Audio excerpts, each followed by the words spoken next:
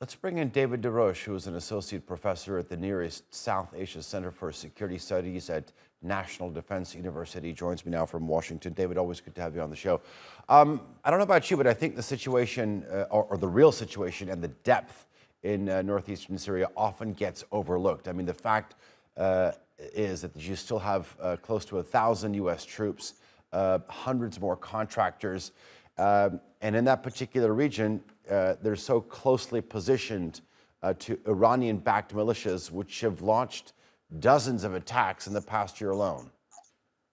Yeah, well, it's not just that. I mean, a couple years ago, Wagner Group launched an attack against the U.S. positions, and we killed between 80 and 500 of them. We still don't know exactly how many.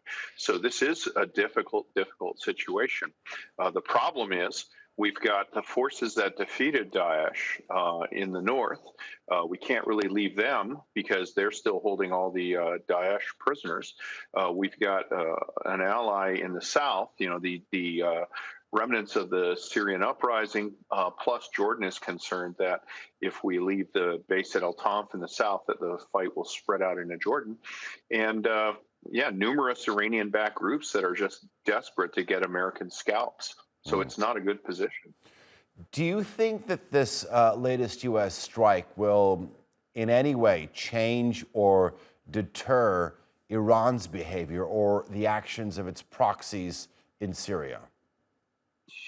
Well, Iran doesn't care how many of its proxies die. They've pretty much shown that in the course of the Syrian civil war. But, there's reports that there's artillery duels tonight going on, attacks from the Iranian proxies and the U.S. forces. So what's happened is there's sort of an informal set of rules as to what can be done and what can't be done. And this happens often in crisis zones.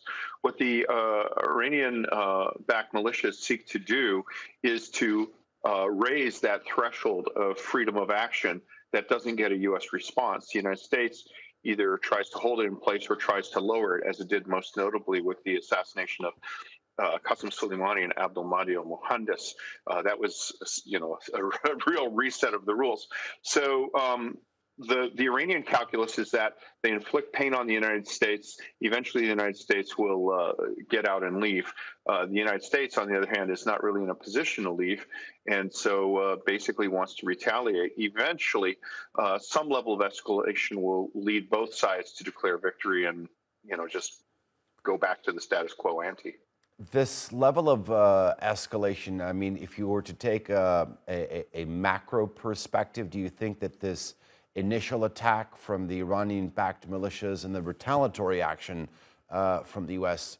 threatens in any way to sort of upend the rapprochement between Iran and Saudi Arabia that we've seen in the past weeks?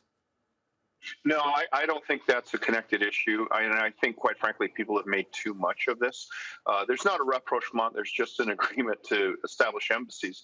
The United States has an embassy in Moscow, and Moscow has an embassy in Washington. That doesn't mean there's a rapprochement.